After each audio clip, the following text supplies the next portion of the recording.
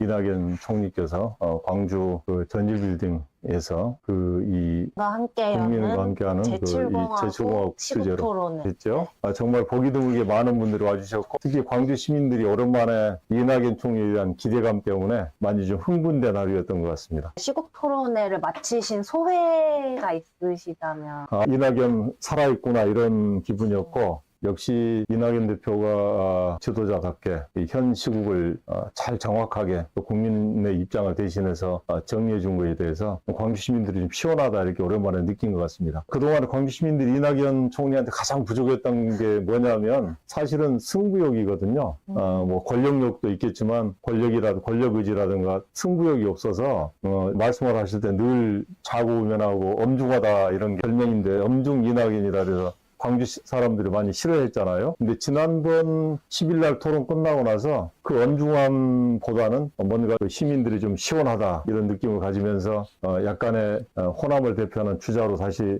이번 기회에 좀 이 시국을 뚫고 나갔으면 좋겠다 이런 기대감이 넘쳤던 하루였습니다. 혹시 이낙연 대표님은 또 따로 말씀 토론에 관련해서? 좀 끝나고 나서 이 언론의 반응이 뜨거웠잖아요. 특히 이 민주당 쪽에서 긴장을 하고 언론에 주로 이 키워드가 그러더라고요. 이재명 당대표의 표연설이 있었잖아요. 대표 연설에 마치 물먹인 것처럼 이 이재명 후보 교체론을 얘기한 것에 대해서 민주당 사람들이 아주 놀라움을 표시하면서 불쾌해하고 그랬는데 그럼에도 불구하고 그 민주당에 좀 있는 분들도 어떤 의원님께서 그날 저녁에 여수에 계셨는데 여수에서 그날 그 뉴스를 봤대요. 이낙연 총리한테 정말 몇 년 만에 처음으로 전화를 하셔서 좋다 기분이 좋다 이렇게 말씀하셨다 그러대. 그래서 전화로 그런 의원이 있는 거 보니까 저희들처럼 뭔가 좀 이 난국의 시기에 이낙연 대표가 중심을 잡아 나간다면 약간 안정된 안심할 수 있는 나라가 되지 않겠나 이런 기대감이 있었을 것 같습니다. 정말 언론의 기사가 굉장히 많이 났어요. 저도 뉴스에서도 많이 보고 그랬는데 정말 오랜만에 이렇게 여론 앞에서 등장하신 것 같은데 이 자리에서 아무래도 주제가 개헌이었잖아요. 그랬죠. 개헌의 방향을 말씀하시면서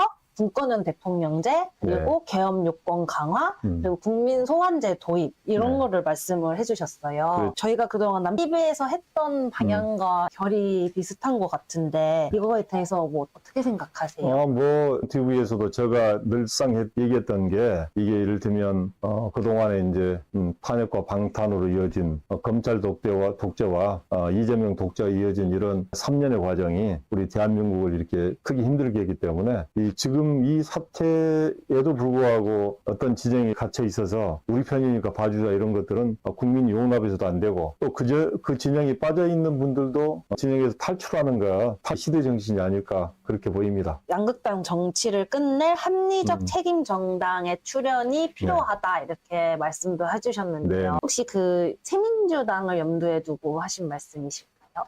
새민주당을 창당해 주신 분이기도 하고 그러기 때문에 마치 지금이 창당 1주년이잖아요. 그래서 그런 의미로 보면 새미래민주당을 염두에 뒀다 이렇게 볼 수도 있겠지만 더 중요한 새미래민주당이 훌쩍 넘어서 새미래민주당 중심으로 할 수도 있고 더 큰 책임정당, 특히 이제 책임정당이라면 국민의 미래, 국가의 안전, 국민의 생명과 재산을 보호할 수 있는 능력 있는 정당을 얘기하고 있기 때문에 새미래민주당이 그렇게 크기를 바라는 것도 있지만 또 그런 세력들이 새로운 어떤 책임 정당으로서 모아줄 수 있는 그런 계기가 될 거다 이런 기대감도 있을 거로 보여집니다. 제 개인적으로는 여기서 가장 메인이다 싶었던 게 차기 정부는 제7공화국 출범을 위한 과도 정부로 2028년 총선에 개헌에 대한 국민투표를 같이 붙여서 3년 임기를 하자 이런 말씀도 하셨는데 이것에 대해서 개인적으로 어떻게 생각하시는지. 이제 조기 대선이 곧 열릴 수도 있잖아요. 아마 이제 거의 이제 어떻게 보면 탄핵 심판이 끝나가고 있는 그런 종반전에 접어들고 있기 때문에 2월 말 늦어도 3월 초순에는 이 탄핵 심판의 결말이 오지 않을까. 지금 물론 민심이 변하기 때문에 꼭 특정할 수는 없지만 적어도 빠르면 또 2월 말까지 될 수 있는 시간이어서 조기 대선이 열리면은 기존에 이제 이 내란이 발생한 국민들이 생각을 하셔서 이 상황이 현재 같은 뭐 민주당이라든가 국민의힘이 또 집권 누가 하든지 간에 이 내전이 지속될 거 아닙니까? 그래서 이 지속되는 걸 막기 위해서는 어쩌든 내전을 끝내기 위해서는 소위 그 거국 내각이 시기를 끝내기 위해서 등장해야 되고, 그 거국 내각, 과도 내각은 국민 통합에 정신을 열어야 된다고 봐요. 지금같이 진영에 갇혀 있는 정치 세력이 집권을 하면은 나라가 똑같이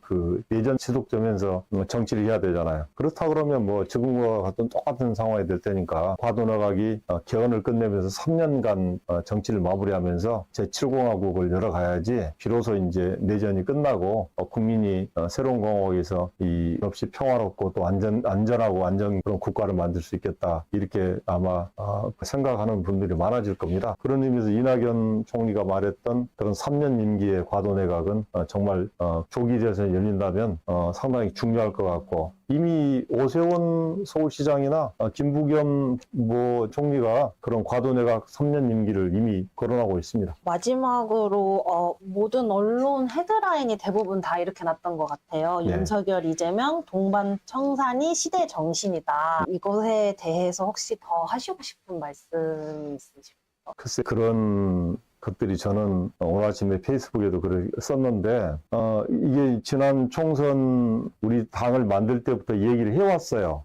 검찰 독재도 청산하고 방탄도 청산하자. 이게 우리 총선의 슬로건이었잖아요. 진짜 민주당을 얘기하는 가운데서 그렇게 해왔는데, 그 연장선에 있다고 생각이 돼요. 그 윤석 동시 산에 나가야지 우리가 미래로 갈 수 있는 문이 비로소 열린다. 이런 측면에서 시대 정신이 맞는 거고, 단지 제가 우리 이 독자분들한테 하고 싶은 얘기는, 내가 더불어민주당 지지하기 때문에 이 총리 우리를 미워하는 거 아니냐, 이런 자기만의 의식화에 갇힐 수 있고, 또 국민의힘 사람들은 이낙연 총리가 윤석열을 저격한 거 아니냐, 이런 의심을 할 거예요. 근데 이낙연 총리는 지금 오로지 바라보고 있는 것은 국민과 이 대한민국 미래입니다. 거기서 국민들 모두가 애국심으로 뭉치고 미래의 희망으로 연대한다는 그런 취지로 그런 얘기를 하셨을 거라고 생각하고, 전적으로 저희가 이 시대 정신을 좀 구현하는 그런 역할을 우리 구독자 여러분들 해주기를 바랍니다.